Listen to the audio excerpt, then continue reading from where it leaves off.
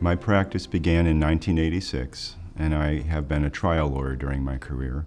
I defended many medical malpractice cases over the years, and then I transitioned into a lot of work in civil rights cases, helping employers. I also have had a labor and employment law practice in my career, and somewhere along the way, some lawyers asked me if I would like to help them get their case resolved. So I went through the training, and I think that's the best career decision I've ever made because I really like to help people avoid the whole trial process if possible, take control of a dispute and settle it under their terms, and that's a very satisfying experience. I do mediate many medical malpractice cases.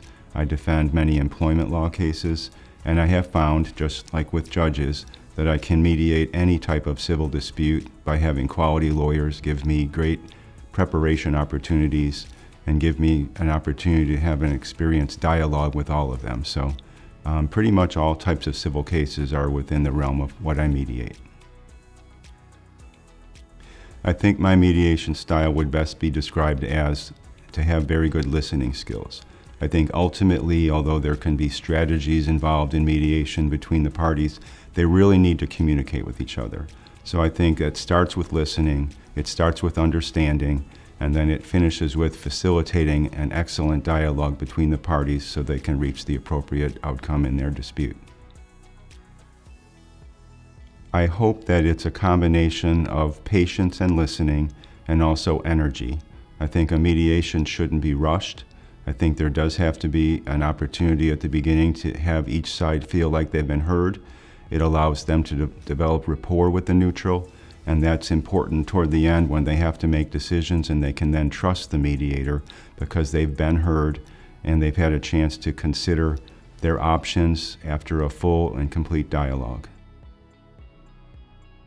First and foremost, it involves listening.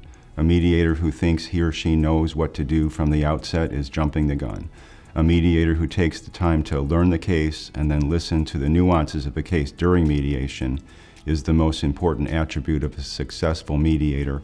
I also think that persistence and energy are important because a mediation can never be rushed and the parties need to have as much time as necessary to keep at it until they reach a resolution on their respective terms.